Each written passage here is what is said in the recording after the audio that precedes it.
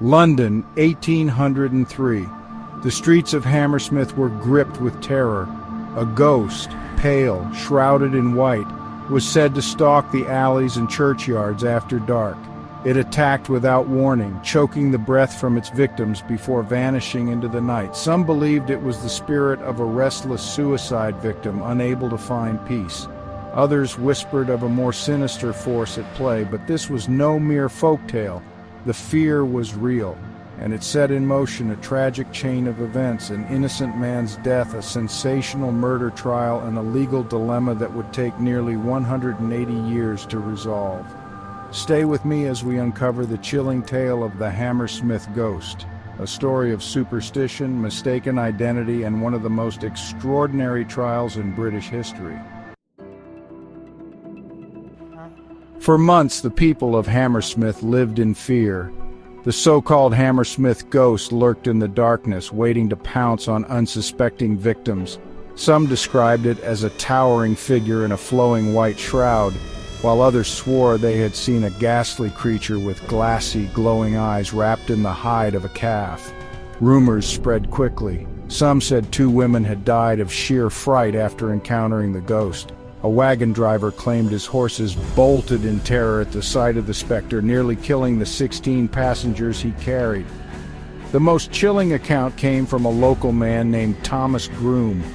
One night, as Groom walked through a churchyard, he felt a sudden grip around his throat. An icy hand squeezed, suffocating him.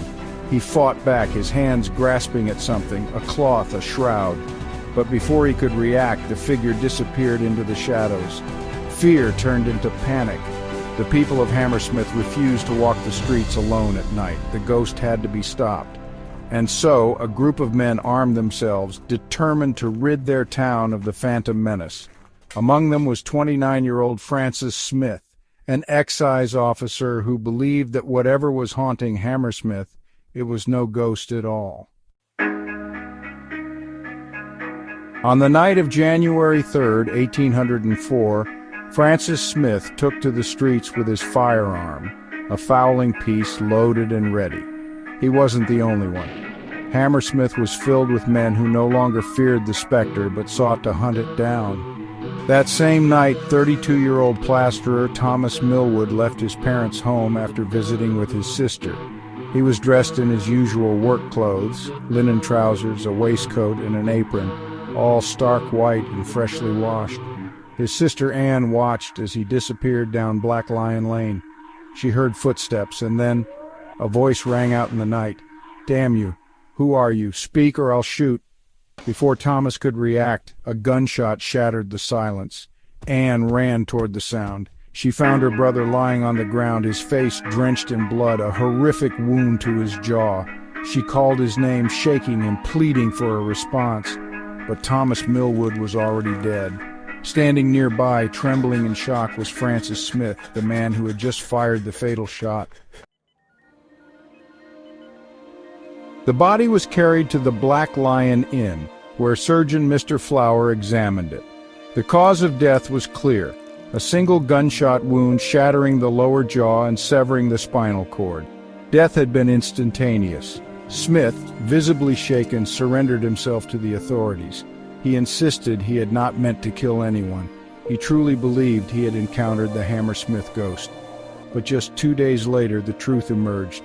There never was a ghost. A local bootmaker named John Graham came forward, admitting that he had been masquerading as the ghost all along, playing a cruel prank to scare his apprentices who had frightened his children with ghost stories. Hammersmith had been terrorized not by a spirit but by a man in disguise. And now an innocent man was dead. Francis Smith was charged with murder. On January 11, 1804, the trial of Francis Smith began at London's Old Bailey. The case drew enormous public attention. Was Smith a murderer, or was he simply a man who made a tragic mistake? The prosecution argued that Smith had no legal right to shoot anyone, even if he believed he was facing the ghost. Witnesses described how Smith had been distressed, regretful, and fully cooperative after the shooting.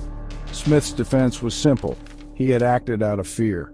The entire town had been convinced of the ghost's existence. He genuinely believed he was in danger. But the law was clear. The judge ruled that Smith had not acted in self-defense and that his victim had not committed a crime. Even if Smith had shot the real ghost John Graham, he still would have been guilty since Graham's actions were a misdemeanor, not a felony that warranted lethal force.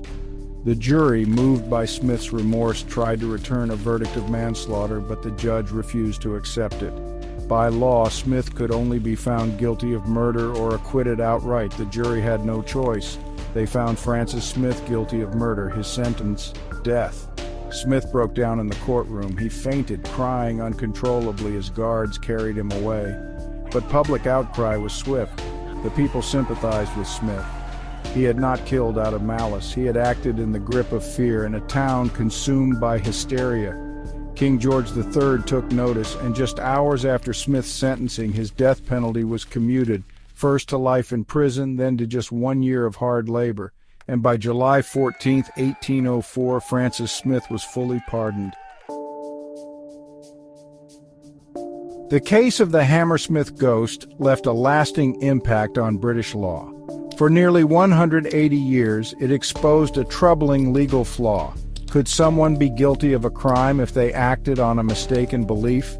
Finally, in 1984, the Court of Appeal revisited the issue in the case of Regina v. Williams. The ruling established legal protection for those who use force in self-defense if they honestly believe it is necessary, even if they are mistaken.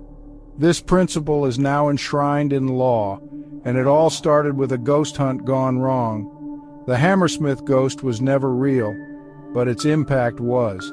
A town superstition led to a man's tragic death, an extraordinary murder trial, and a legal change that shaped self-defense laws for centuries to come. And so, the legend of the Hammersmith Ghost lives on, not as a tale of the supernatural, but as a haunting lesson in fear, justice, and human folly. What do you think? Did Francis Smith deserve his fate? And what would you have done if you believed you were staring down the Hammersmith Ghost? Let us know in the comments below. And if you enjoyed this story, don't forget to like, subscribe, and hit that notification bell for more chilling true crime and historical mysteries, because sometimes the real horrors aren't ghosts, they're the mistakes we make in the dark.